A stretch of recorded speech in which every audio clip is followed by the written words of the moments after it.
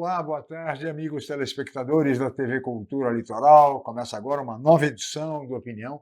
E nesta quinta-feira, dia 3 de abril, nós estamos recebendo com muito prazer o secretário de Saúde do município de Guarujá, o médico epidemiologista Fábio Mesquita. Boa tarde, secretário. É um prazer recebê-lo aqui no Opinião. Boa tarde, Chico. Muito obrigado pelo convite. Boa tarde, Benjamin. E boa tarde a toda a sua audiência. É um enorme prazer estar aqui com vocês. Muito obrigado, doutor Fábio Mesquita. Também entre nós, participando do programa de hoje, o médico obstetra, ginecologista Benjamin Rodrigues Lopes. Doutor Benjamin, um prazer recebê-lo. Boa tarde. Boa tarde, prazer é meu estar aqui do lado de você, Chico, mais uma vez, e principalmente do lado de um grande médico e grande amigo, Fábio Caldas de Mesquita. Muito bem. E falando no doutor Fábio, como se sabe, ele esteve durante 3 anos e meio prestando serviços em Mianmar e também na Indonésia e em outras regiões do continente asiático por determinação da Organização Mundial de Saúde. E eu queria mostrar agora, doutor Fábio, um pouco do VT da tragédia que se abateu sobre Mianmar em razão do terremoto recente. Vamos ver as imagens, por favor. Segundo a ONU, a crise humanitária provocada pelo terremoto tem proporções de áreas de guerra. Mais de 10 mil prédios desabaram. Mandalay, a segunda maior cidade do país, foi uma das mais atingidas. Mianmar tem recebido a ajuda de diversos países. A Rússia, por exemplo, mandou 260 socorristas e hospitais móveis. O trabalho de resgate é de alto risco. Há centenas de prédios com a estrutura abalada, o que obriga os socorristas a abandonarem as buscas. As Nações Unidas apelaram para a junta militar que controla o país para que interrompa os ataques contra grupos rebeldes. A organização classificou as ações do exército em meio ao desastre natural provocado pelo terremoto como inaceitável, pois os bombardeios colocam em risco os civis e as equipes estrangeiras que se deslocaram para socorrer as vítimas. Muito bem, aí está o VT, doutor Fábio. O senhor viveu no continente asiático por 3 anos e meio, né? Em Mianmar. No continente foram 12 anos, 12 Chico, anos, mas meu em Deus do Mianmar céu. foi 3 anos Só e em meio. Mianmar, 3 anos e meio, portanto, essas imagens, evidentemente, o senhor mantém contatos, amigos, enfim, em Mianmar. Como é que o senhor recebeu essa triste notícia? Foi realmente muito triste, muito chocante, né? A gente viveu terremotos na Indonésia, em outros países, mas a gente não tinha vivido nenhum terremoto em Mianmar nesses 3 anos e meio. Foi um pouco inesperado, foi um terremoto de quase 8 graus, né? Foi realmente muito 7,7. impressionante. Ele foi em Mandalay, que é a segunda maior cidade do país, que é do lado, muito próximo da capital. A capital de Mianmar é como se fosse Brasília, porque ela foi construída para ser capital, ainda muito nova, né? Seria Brasília nos anos 60, mais ou menos, eu sempre falava isso. E a cidade é Naypyidaw, e a sede, vamos dizer, do Ministério da Saúde, das organizações da ONU, quase todas é lá, nessa capital. E eu contatei todos os meus amigos, assim, os colegas da ONU, os colegas da OMS, amigos que eu tenho, gente que a gente teve muito próximo, né? Felizmente as pessoas mais próximas comigo estão bem, e o que chamou a atenção é as consequências do pós-terremoto, né? E uma das consequências mais expressivas é a falta de energia elétrica.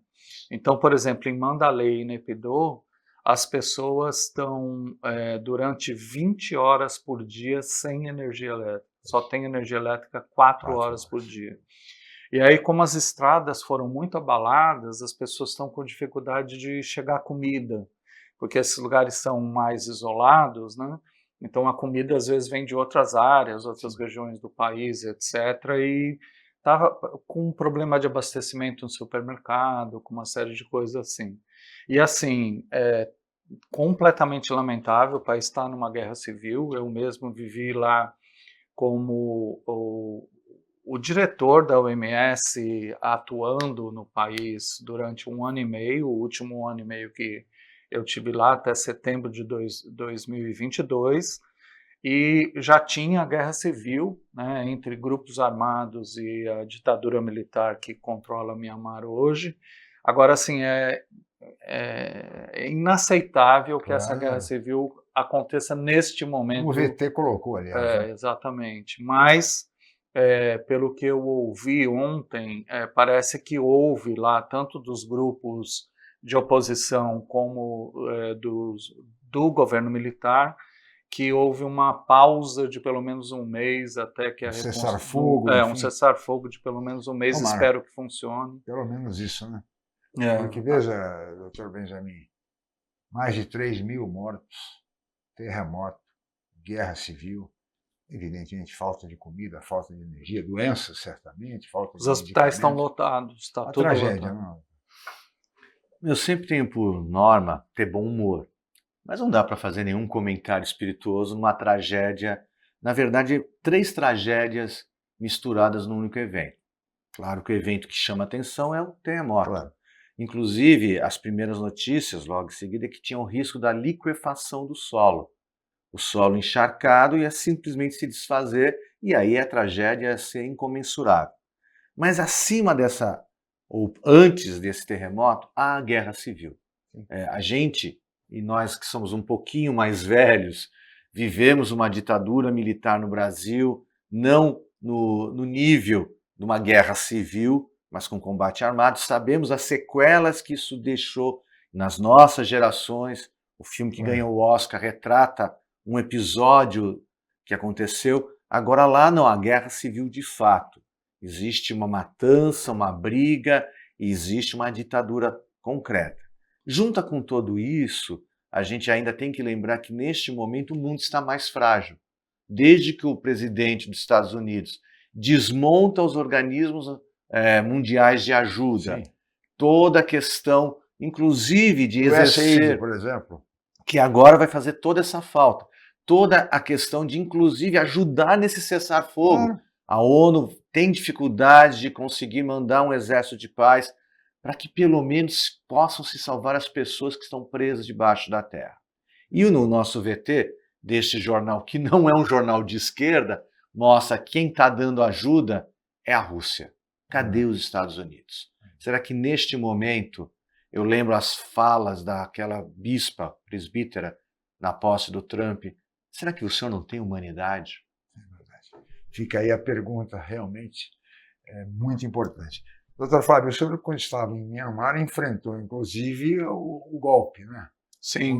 Passou por essa, também por esse A gente viveu trauma. Esse momento, né? Você é bigolpista, né? Lá e aqui, você... Esse momento histórico a gente viveu lá, inclusive com consequências muito sérias para o setor de saúde, né, na época. Claro. E como eu estava como dirigente da OMS lá, a gente teve que fazer uma certa reposição do setor oficial de saúde, porque os militares tomaram o poder, a saúde entrou em greve. Uma coisa inusitada, a gente nunca tinha visto isso, né? Porque em tese, nós profissionais de saúde, até nos nossos juramentos, a gente não pode parar de trabalhar porque está tendo um problema dessa natureza, né? Mas aconteceu lá, e por conta disso, todo tipo de trabalho que a gente fazia era coordenar a Cruz Vermelha, Médicos do Mundo, Médicos Sem Fronteira, ONGs locais e tal, para conseguir responder aos problemas de saúde da população.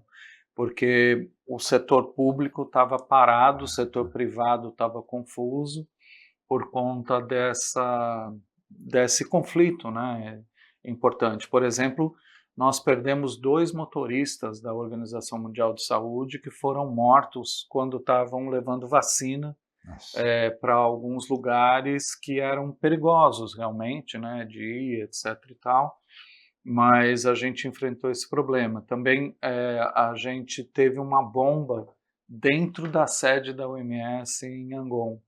Então, assim, teve várias coisas, né, que aconteceram completamente fora do padrão, né, já muito complicado. E sendo que a gente da ONU ainda tinha a tarefa de conversar com todo mundo, porque, por exemplo, eu não conseguia trazer vacina para o país, eu não conseguia trazer remédio para o país se não falasse com os militares, porque eles estavam mandando no país, né? Sim. Então, assim, eles controlavam aeroportos, controlavam portos, controlavam absolutamente tudo. Então, a gente tinha que ter, que é a nossa função, né? Da ONU era ter diálogo com todas as partes, com todo mundo que estava envolvido no conflito. E garantir imagino, assistência, né? Garantir sem dúvida, remédios, que enfim. nossa preocupação era o povo de Myanmar, né, o tempo todo. Então, eu imagino nesse momento como que está, né? Eu tenho visto também que os hospitais estão totalmente lotados, né? Muita gente no setor de saúde agora, né? Por conta não só das mortes, mas de quantas pessoas feridas tiveram, quanta confusão teve por conta desse terremoto. Veja que o VT mostra, como bem disse o Dr. Benjamin, que a Rússia montou hospitais de campanha em Myanmar para poder atender minimamente a população.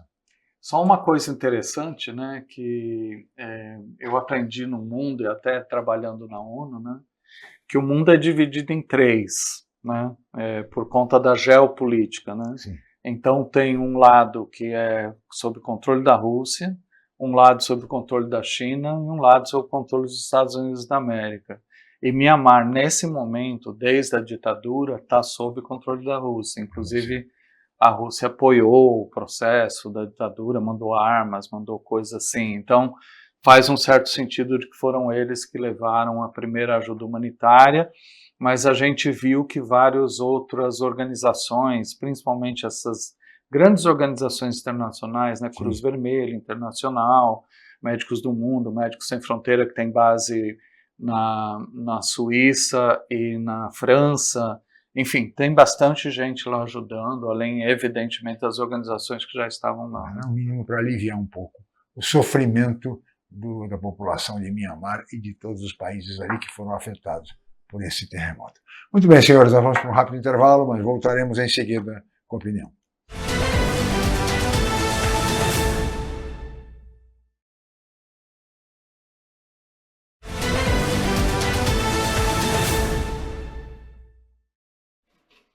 Muito bem, estamos de volta com a opinião desta quinta-feira, 3 de abril, e hoje conversando sobre saúde, trazendo o médico epidemiologista, secretário de saúde do município de Guarujá, Dr. Fábio Mesquita, e também o médico ginecologista, obstetra, Benjamin Rodrigues Lopes, ex-secretário municipal de saúde de Cubatão, entre outros municípios também.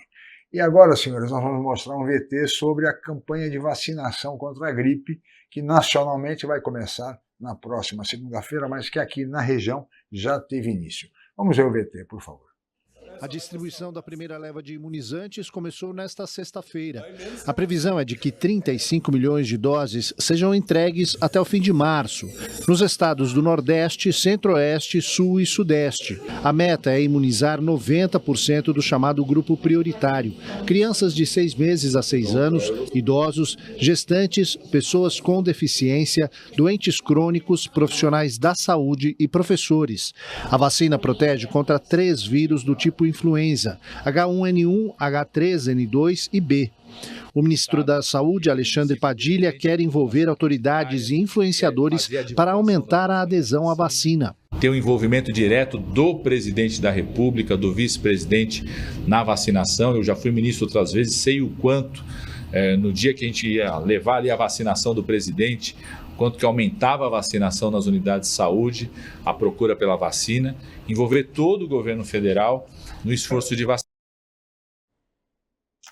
É uma tentativa nessas campanhas institucionais, né, doutor Fábio, de se mobilizar, motivar a população, até porque a cobertura vacinal no Brasil caiu muito de uns anos para cá, lamentavelmente.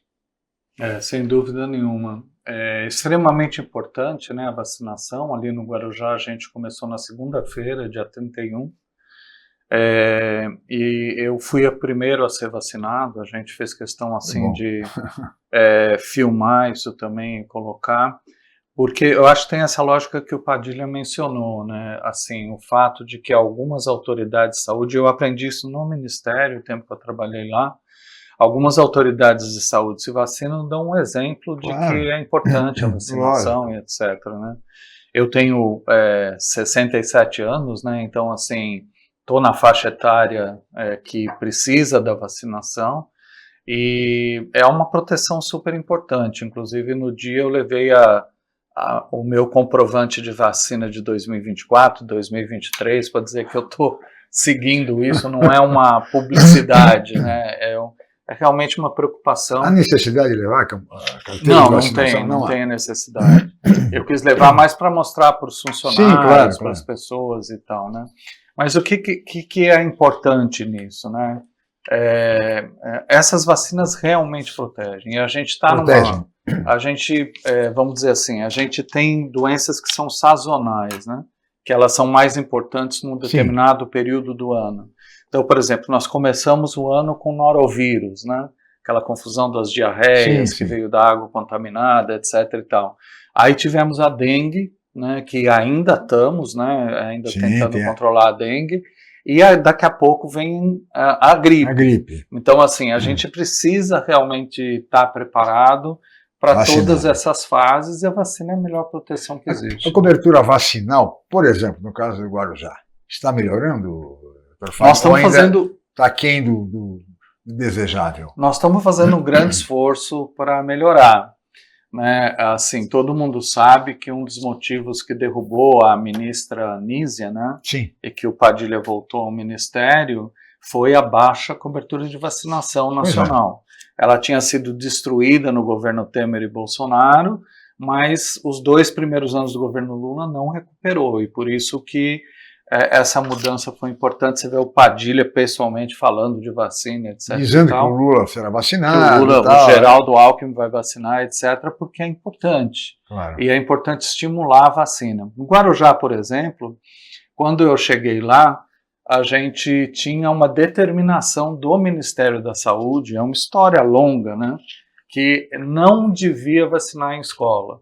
Só que a vacina da dengue é para criança de 10 a 14 anos. Eu preparei vacinação na escola. Deixamos tudo pronto. Aí o nosso pessoal da imprensa falava assim, vamos divulgar. Eu falei, de jeito nenhum. Nós vamos divulgar depois que a gente fizer a vacina. Claro. Né? Porque senão o Ministério vai dizer que não pode fazer. Aí fomos lá e vacinamos na escola. Vacinamos 160 crianças num dia. Aí, com autorização dos pais, evidentemente. Claro. Metade das crianças não recebeu autorização. Os que não receberam, a gente não vacinou. Só vacinou os que receberam. Tudo bem. A Folha de São Paulo resolve fazer uma matéria. Falou, não, vou provocar, né? Vou dizer assim, pô, vocês estão desafiando o Ministério. E aí fizeram a entrevista, colocaram a matéria, só que eles entrevistaram a Sociedade Brasileira de Vacina. E a Sociedade Brasileira de Vacina falou, o Guarujá está certo, o Ministério está errado. Aí entrevistaram a Sociedade Brasileira de Infectologia. Eles falaram, o Guarujá está certo, o Ministério está errado.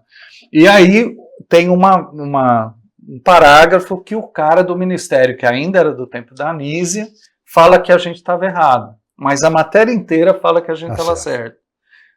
Só para você ter uma ideia, quando o Padilha assumiu, uma das primeiras coisas que ele fez foi autorizar a vacinar em escola as crianças com dengue, e ainda dar um incentivo do Ministério da Saúde para que haja vacinação na escola. Então, assim, esse tipo de coisa a gente tem que desafiar, porque é absurdo, tá ruim, tá baixa a taxa de vacinação, e a gente tem que fazer o que tem que ser feito.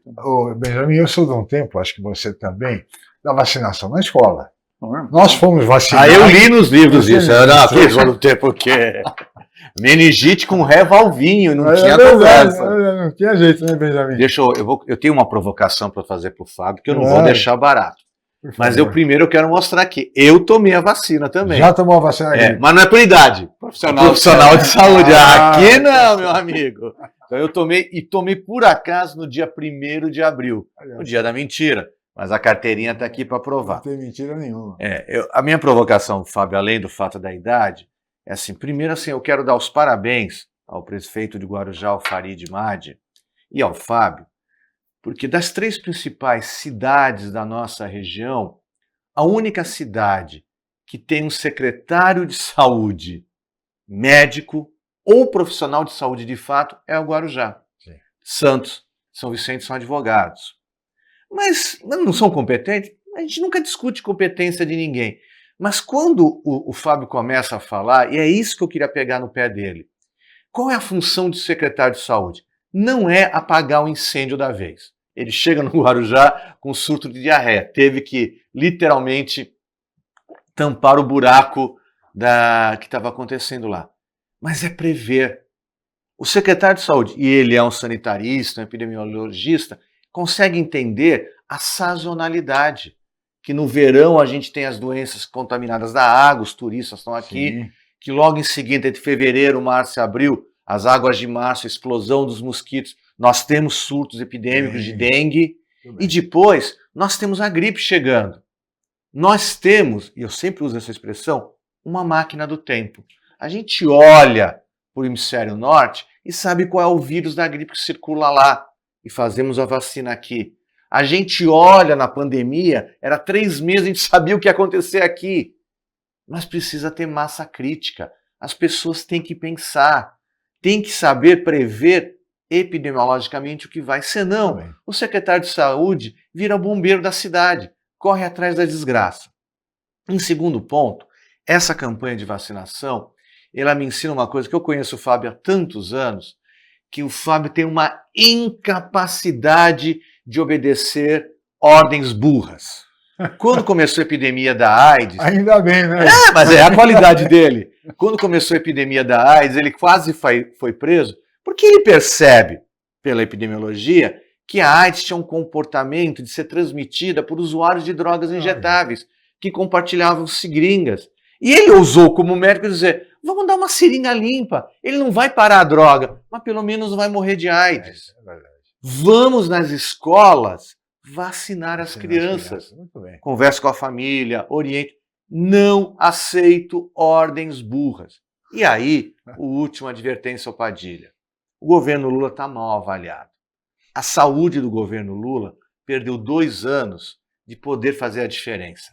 Está no colo dele fazer a diferença na saúde pública desse país. É verdade.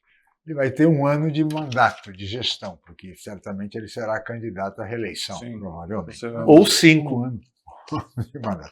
Bom, de qualquer maneira, eu queria saber de vocês o seguinte, uma pessoa me pediu, sabendo que vocês viriam ao programa, me pediu para perguntar a vocês o seguinte, no caso da vacinação contra a gripe, a pessoa está, no momento, está gripada, está resfriada. Deve tomar, pode tomar ou não?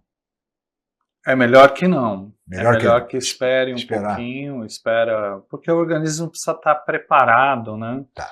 Porque a vacina vai estimular uma série de respostas do organismo, né? Então é melhor que não, espera um pouquinho, mas toma na sequência. Toma na sequência, porque, perfeitamente. O fato de você ter tido um quadro gripal, resfriado, etc., não te protege de depois pegar de novo com um vírus diferente e mais sério, né? Chico, claro. a vacina funciona mais ou menos assim. Eu dou algo para o meu organismo se preparar para a próxima infecção. Neste momento que ele está com a infecção, ele espera, combate essa e aí se prepara para a próxima. Porque a gente não tem um vírus da gripe, a gente tem diversos vírus. Né? Essa vacina é um pool, é uma mistura de diversos tipos de vírus e que vão proteger. Eu vou fazer a minha culpa porque ano passado eu não tomei a vacina. Eu tive 3 episódios de gripe entre o final do ano e este ano. Espero agora não ter o próximo. E a vacinação, esta vacinação contra a gripe é para crianças de 6 meses a 6 anos, idosos, pessoas com comorbidade, professores e profissionais de saúde. Ela vai se estender para toda a população? Deve se estender ou não? Eu acho que o Ministério provavelmente não teve vacina suficiente para estender para todo mundo. Sim. Mas a extensão é sempre uma possibilidade se a vacina, por exemplo, tiver uma cobertura baixa, não tiver, sei lá, está sobrando vacina, para não perder vacina, etc., talvez possa ser estendida. Mas a princípio é realmente para as populações prioritárias, porque normalmente elas são os segmentos da população que tem casos mais graves, de uma gripe, né, que vai complicar para uma pneumonia, para uma internação hospitalar, para uma coisa mais complexa, é mais por isso. Deixa eu só fazer um lembrete para o Ministério. Eles esqueceram um grupo que para a gente foi prioritário na época da pandemia, os motoristas de transportes coletivos. Eu sei que é um problema no Guarujá, mas assim, são pessoas que lidam todos os dias com muitas pessoas. E os policiais. que também estão expostos a isso. Então, estes grupos, o Ministério deveria seguir o exemplo do Fábio, quebrar um pouco as normas. Agora, uma curiosidade. Uma criança que não tomou a vacina contra a dengue e vai lá tomar vacina contra a gripe, por exemplo, ela pode tomar as duas vacinas? Não tem problema? Então, habitualmente, assim, depende da circunstância, né? A gente tenta atualizar o calendário de vacina quando a criança vai. Aproveita a oportunidade. Mas, se possível, a gente pelo menos anota que está com vacina atrasada, anota o endereço e vai visitar depois para puxar ela para isso, né? Para atualizar todas as vacinas. É que por exemplo, na vacina da gripe tem um problema. A vacina da gripe é de 6 meses a 6 anos. A da dengue é acima de 10 anos. Acima de 10 anos, tá certo. É diferente a faixa etária. Essa eu sei muito bem, porque o meu filho completou 10 anos e eu estou esperando para levar ele, pegar ele esses dias. Contra a dengue. E só uma observação, uma das coisas melhores que a gente teve de vacinar na escola foi que as crianças trouxeram a carteira de vacinação e a gente achou um monte de vacina atrasada e depois conseguiu colocar em ordem. Muito bem, doutor Fábio, doutor Benjamin, nós vamos mais um rápido intervalo, mas voltaremos em seguida com a opinião.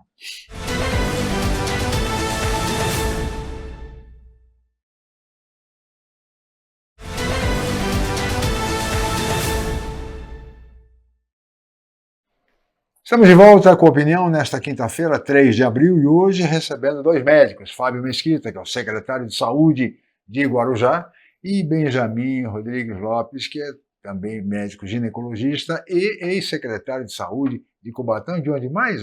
Do Guarujá. Guarujá também. Eu sucedi o Fábio Mesquita lá. Tá certo, olha só. Então, o Guarujá sempre muito bem atendida, muito bem servida na área de saúde, portanto, pelo menos nas gestões dos nossos convidados. Mas eu queria colocar aos senhores o seguinte: o ministro Padilha assumiu recentemente o Ministério da Saúde, substituindo a ministra Nízia Trindade, e no discurso de posse ele fez 2 promessas muito importantes. Uma, o reajuste da tabela SUS, que está realmente muito defasada, há décadas ela não é reajustada. E a segunda promessa, agilizar os atendimentos, as consultas com especialistas. Nós sabemos, por exemplo, que em Guarujá, uma consulta com um ortopedista, uma cirurgia ortopédica está levando anos. É isso mesmo, doutor Fábio? Será que o ministro Padilha consegue cumprir essas 2 promessas? Olha, eu gosto muito do Padilha, né? Sim. Trabalhei com ele conseguiu, no governo da Dilma, em 2013, ele conseguiu me tirar da Organização Mundial de Saúde. Não foi uma coisa simples, né? Para me trazer para trabalhar com ele no Ministério, e eu vim com ele, depois teve outros ministros que passaram, incluindo o Arthur Quioro, aqui de Santos, mas eu vim por conta do Padilha. E trabalhei com ele e tive uma ótima impressão dele. Ele é um médico infectologista, né? É uma pessoa que tem muita noção do que está falando, conhece muito bem o SUS, e ele tem uma habilidade política muito grande. Por exemplo, eu fui com Padilha, tive esse privilégio, fui com ele na Câmara para ele fazer a defesa da votação do Mais Médicos. Era o governo da Dilma. A oposição estava quase derrubando ela, né? E ele aprovou por unanimidade o projeto na Câmara. Mas ele falava assim, Benjamin, tudo bem com você? Como vão seus filhos? E como é que tá lá Santos? E aí ele falava assim, Chico, ele conhecia as pessoas, cada deputado, e falava assim, olha, o prefeito lá da sua cidade, deputado, está pedindo médico para gente. Então, ele tinha essa habilidade, né? Uma habilidade que eu só tinha visto, assim, de saber nome de pessoas e tal. A única pessoa parecida com isso foi o Maluf, que também tinha essa habilidade, né, de fazer política nesse sentido. Mas eu acredito que essas 2 coisas são fundamentais. Primeiro, porque realmente a tabela SUS está absurdamente defasada. E segundo, que as filas são intoleráveis, né? Claro que no nível do município você pode dar conta de resolver isso. E aqui no estado de São Paulo a gente tem até uma complementação da tabela quando o hospital é privado e trabalha para o SUS, né? Mas a gente tem condições, por exemplo, nós estamos discutindo como resolver cirurgia ortopédica. A gente chegou lá no Guarujá faz 3 meses, né? E descobriu que a fila para cirurgia ortopédica demora 8 anos. Não é meses, é 8 anos para conseguir uma cirurgia ortopédica. Uma fratura de fêmur, por exemplo? Fratura de fêmur, qualquer outra coisa assim séria. 8 anos? Que é demais, na bacia, né? etc. É demais. É um absurdo, né? Não é possível. Aí, por exemplo, colonoscopia, que é um procedimento, né, um exame importante para prevenir uma série de questões que podem complicar a vida da pessoa, né? 2 anos a fila. Então são coisas assim inaceitáveis, né? E é claro que a gente está fazendo um esforço local, mas claro que se tiver um incentivo do Ministério da Saúde nesse sentido, isso vai fazer bastante diferença. Tomara que o ministro consiga cumprir, porque são realmente 2 grandes gargalos do Sistema Único de Saúde. Doutor Benjamin. Eu acho que a tarefa do Padilha é uma tarefa hercúlea.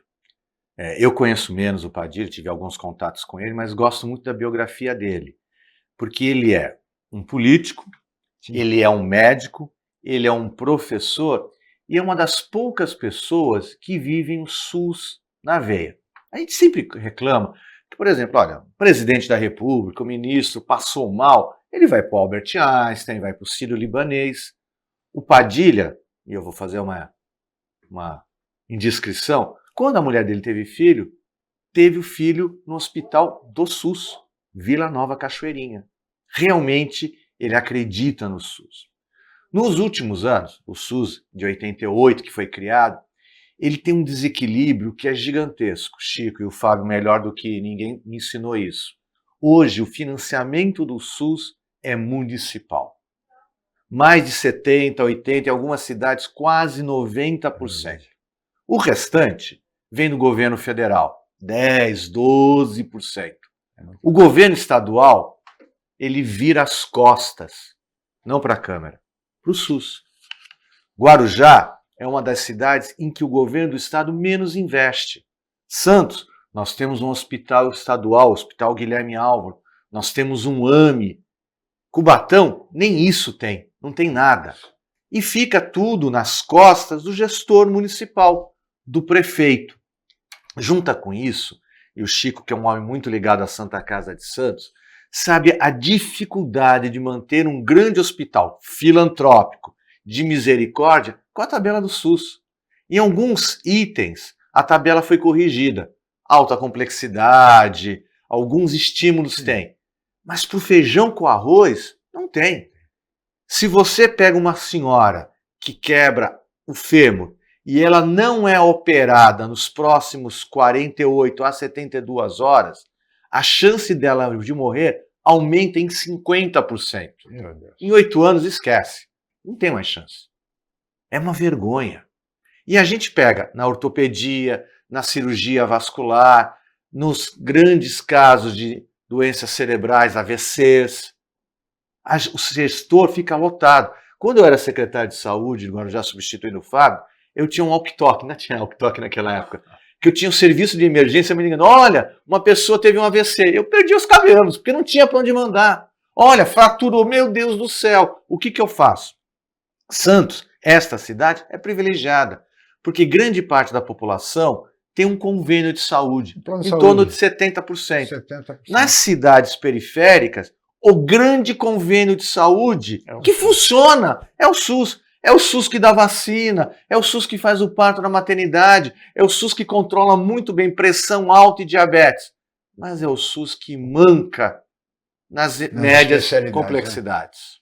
É isso por isso é que se espera muito dessa gestão do ministro Alexandre Padilha, sobretudo nessa questão de agilizar o atendimento nas especialidades, porque outro dia nós já recebemos a informação que a pessoa para fazer uma endoscopia, 6 meses, não sei se o tempo é muito longo ou não, mas o fato é que endoscopia, se está passando mal, algum problema estomacal, com dores, e não consegue fazer endoscopia, imagina ali a 6 meses. A lista de espera desta cidade em torno para ultrassom simples é 1 ano. Não é possível. Não é possível. Então, eu acho que o ministro Alexandre Padilha, que é muito sério, acho que tem que realmente se debruçar muito sobre essa questão. Agora, em Guarujá, doutor Fábio, nós tivemos recentemente uma situação envolvendo um hospital privado, né, que abandonou, enfim, serviços, funcionários, quase 200 funcionários foram mandados embora. Como é que vocês, da Secretaria, estão lidando com essa situação em relação a esse hospital que era controlado por uma organização social que simplesmente o contrato vai ser cancelado agora, imagino? O contrato foi cancelado em fevereiro. A gente chegou lá em janeiro e eles já avisaram que iam cancelar o contrato. É uma OSC que era da Bahia, eles trabalham em vários lugares aí no país, e eles tiveram um prejuízo grande, porque parece que foi acertado com eles na gestão passada, que ademais do SUS eles receberiam verbas, etc. e tal, e isso não foi encaminhado. E mesmo doentes do SUS, eu acho que mandaram poucos para eles e mandaram mais para o Hospital Santo Amaro, Claro. que é um hospital tradicional da cidade, né? É um hospital muito bem equipado, muito bonito. Eu fiquei impressionadíssimo porque há 18 anos atrás, quando eu trabalhei na gestão do Padilha, ele não existia, né? E as decisões, tanto da USC sair como da demissão dos funcionários, essas coisas todas, foi 100% deles. A gente não tinha nada a ver com isso. Inclusive, eles vieram dizer que iam cancelar o contrato e não foi a gente que cancelou o contrato, né? Nós estamos em negociação com o hospital, porque ele é uma estrutura física, uma estrutura muito boa. Então, assim, a gente está em negociação para tentar, por exemplo, né, aliviar essas filas que eu estou falando aqui. Então, por exemplo, a fila de endoscopia, a fila de colonoscopia, a fila de cirurgia ortopédica. Como é que a gente pode, uma vez que o Santo Amaro não está dando conta disso, né, porque o número, vamos dizer assim, é pequeno, a pressão é grande no hospital, mas o número, capacidade deles de responder é pequena, então esse outro hospital pode ser uma solução. Claro. Mas a gente está em plena conversa para ver como é que isso vai acontecer, né? Tem algumas coisas que são bastante complexas quando a gente trata com essas organizações sociais, né? Porque, em tese, né, elas são estruturas sem fins lucrativos, né? Tudo bem, mas também eles querem ter lucro, né? Que é uma empresa, enfim, é uma coisa esperada, vamos dizer assim. Mas, muitas vezes, até por conta da tabela do SUS, por conta do volume de paciente que chega lá e etc., eles não querem continuar o trabalho. Eles vão para outro lugar onde eles estão ganhando mais dinheiro. E foi isso que aconteceu lá. Foi uma pena, uma tristeza, porque demitiu um monte de gente, eu acho quase 200 funcionários. E a gente espera reestruturar um pouco com essa possibilidade de aliviar as filas e utilizar aquela estrutura que é uma boa estrutura, né? Claro. Tomara que a gente consiga uma boa negociação, né? Que interesse ao povo do Guarujá. Muito bem, que seria um grande reforço para a saúde em Guarujá. Nós vamos continuar conversando, doutor Fábio, doutor Benjamin, sobre a saúde, os desafios e as prioridades da saúde no Guarujá e na região no próximo bloco. Vamos para um rápido intervalo, voltaremos em seguida.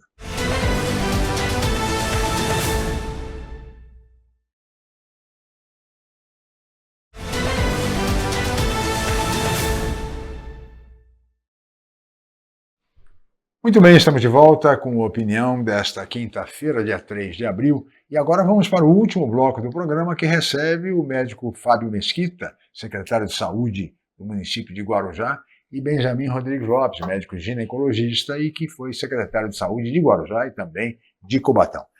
Diante disso, senhores, eu perguntaria, quais hoje, doutor Fábio, são os principais desafios da saúde em Guarujá? Bom, cite só os 10 primeiros.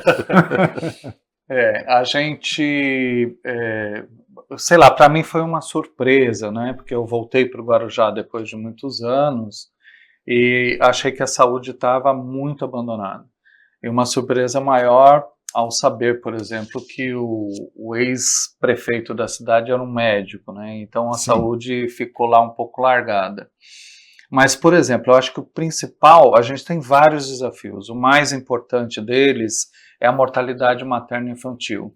Ela é realmente assustadora, ela é muito acima da média do estado de São Paulo, é muito acima da média do país, e essa é uma prioridade absoluta. A gente está agora, na segunda-feira, dia 7 de abril, a gente está fazendo é o Dia Mundial da Saúde, né?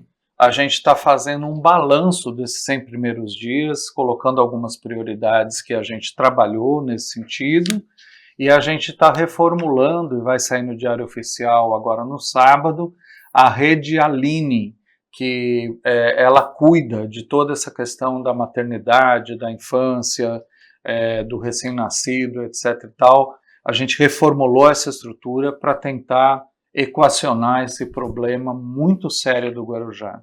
Quando a gente pega moléstias infecto-contagiosas, aí a gente tem tuberculose, é assustador, em toda a Baixada Santista. Também. Mas lá é assustador, né, e a gente está fazendo um investimento grande, por exemplo, só para você ter uma ideia, uma parte das pessoas que fazem tratamento de tuberculose ficam resistentes ao tratamento, que nem se fosse resistente a antibiótico. Aí tem que fazer um tratamento especial com algumas drogas que são mais caras, mais difíceis de acesso, etc. As pessoas do Guarujá tinham que vir aqui para Santos para buscar esse remédio, que é um absurdo total. Claro. Até porque um dos gastos mais importantes que a população tem é de transporte, mesmo que o SUS forneça o remédio gratuitamente. Então agora a gente conseguiu levar para o Guarujá a medicação. E a gente está montando um ambulatório específico para cuidar das pessoas de tuberculose resistente. Bom, mas além da tuberculose, o HIV, né, ele continua aí firme na luta. Né, presente, né? Presente. As pessoas relaxando, não se protegendo. E nas moléstias de transição sexual, o que está sendo uma bomba no Brasil inteiro, mas muito importante no Guarujá, é sífilis, né? Incluindo a volta de sífilis congênita. Apesar de sífilis ter tratamento há mais de 100 anos, a gente está tendo muitos casos de sífilis aí, e é uma das prioridades que a gente colocou. A outra prioridade é acabar com as filas, né, que eu já falei disso, mas assim, é insuportável, inaceitável a fila de 8 anos para cirurgia ortopédica ou de 2 anos para uma colonoscopia. Acabar com as filas é uma prioridade para a gente bastante importante. E também a gente está com uma grande prioridade na ação da porta de entrada do sistema, que é a saúde da família, a questão da atenção básica. E por que isso, Chico? Quando você vai olhar as pessoas que estão no hospital, ou que vão para o hospital, AVC, o Benjamin acabou de mencionar, mas a pessoa estava na atenção básica tomando medicamento de hipertensão, estava com controle de hipertensão, só que ela parou de tomar um medicamento. Só que a atenção básica não percebeu isso, não tomou cuidado, não cuidou do paciente, entendeu? Então, se a atenção básica funcionar melhor, a gente vai evitar um monte de AVC, um monte de casos de diabetes com problema, coisas desse tipo, né? Então, assim, essas são as prioridades. Priorizar a atenção básica, acabar com a fila, doenças infecto-contagiosas que ainda estão circulando, como tuberculose, sífilis, HIV, e a questão da materno-infantil, mortalidade materno-infantil. Desafios não faltam, doutor Benjamin.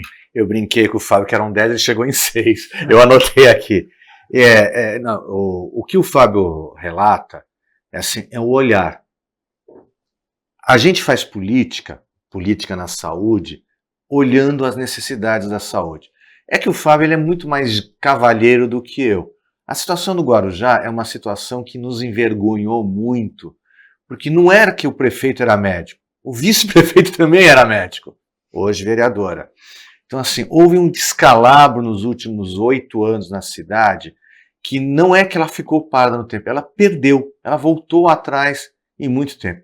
O que o Fábio está falando são coisas assim, óbvias, ululantes. A gente fala da tuberculose na nossa Baixada, mas ninguém arregaça as mãos. Tuberculose está associada com a pobreza, a moradia desumana. Guarujá é uma cidade riquíssima em favelas, em favelas, inclusive lacustres, as palafitas. Santos são os cortiços. Sífilis é erradicável, é uma injeção na fase 1 ou 3 injeções na fase 2, e a gente não consegue. A sífilis está muito associada, e aí a minha sugestão para o Fábio, porque o Fábio é o grande infectologista da minha vida, mas eu sou um pobre parteiro. Qual é o problema que a gente vê hoje na questão da mortalidade materna e infantil? Nós evoluímos na questão do pré-natal. Nós temos um médico da unidade básica que não conversa com o médico que vai fazer o parto, e por causa do Programa de Saúde da Família, que é maravilhoso, que tem grandes qualidades, mas que não responde a um pré-natal de qualidade. Se eu fosse dar uma sugestão ao Fábio, eu investiria muito em pré-natal baseado em evidências, em treinamento dos médicos de família e dos ginecologistas em protocolos. É fácil. Às vezes nos surpreende. Eu quase atrasei no programa hoje, porque eu fiz um parto ontem, uma pessoa linda, maravilhosa, no pós-parto fez uma crise de pressão alta. E aí mobilizou o hospital. Mas o hospital tem que estar preparado. Aquela maternidade que Vicente de Carvalho tinha e que foi destruída pós-Farid, tem que se retornar. O Guarujá é dividido historicamente no que eles chamam de Guarujá mesmo e o distrito de Vicente de Carvalho, que são hoje irmanados, a cidade se juntou, mas a gente tem um desassossego lá. Não dá para a mulher na ponta do rabo do dragão ou da extremidade de Vicente de Carvalho só ter o Hospital Santo Amaro. Antigamente dizia-se que a grande maternidade do Guarujá era a Balsa. Com uma hora de espera, nasce no caminho. E outra coisa, né, Guarujá, recente censo do IBGE mostra com relação às favelas, que hoje é um termo que se pode usar, está politicamente correto. Nós temos na Baixada Santista, na nossa região metropolitana, 191 favelas. E desse total, Guarujá tem de um total de quase 313 mil favelados na nossa região. Guarujá responde por 106 mil favelados, ou seja, 36% desse total. 106 mil pessoas moram em favelas no Guarujá, segundo dados oficiais do censo do IBGE. Esse dado é extremamente relevante, né, porque os determinantes sociais, né, da saúde são super importantes, e sem dúvida, isso está associado à disseminação de TB, a doenças de contaminação da água, enfim, uma série de questões. O que é interessante é que quando o presidente Lula veio para inaugurar, ou para lançar mais formalmente esse ano, né, o túnel, ele chegou de helicóptero, e isso chamou a atenção dele. E ele falou no discurso, que era sobre o túnel, né, que ele ia fazer investimento nessa área, né, e o prefeito Farid também está bastante interessado nisso.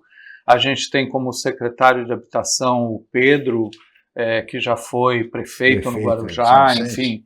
A gente tem em São Vicente, perdão. E a gente tem um potencial muito grande de equacionar um pouco, diminuir um pouco esse impacto nessa gestão. Então tem todo um compromisso aí que é importante ser feito com o apoio do governo federal. Acho que a gente vai conseguir. Aconteceu na outra vez, num outro governo, quando também o presidente Lula esteve aqui na região e anunciou uma série de moradias, que foram aquele projeto Morrinhos, exatamente aquela região ali de Conceiçãozinha, da Prainha, no sentido de que, para que era a questão portuária, a extensão de áreas portuárias.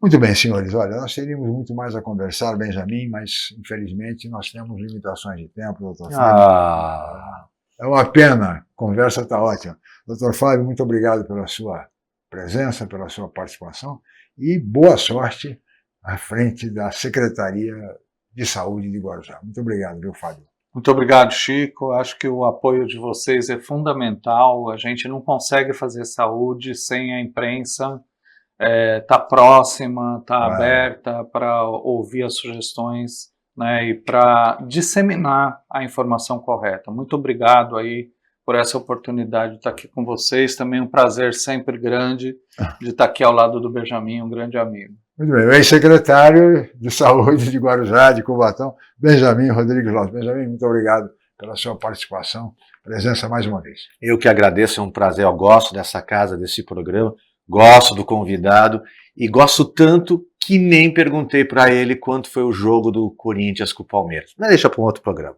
Por quê? Não, pode perguntar. O jogo, até onde eu sei, foi 0-0. Então, Né, Fábio?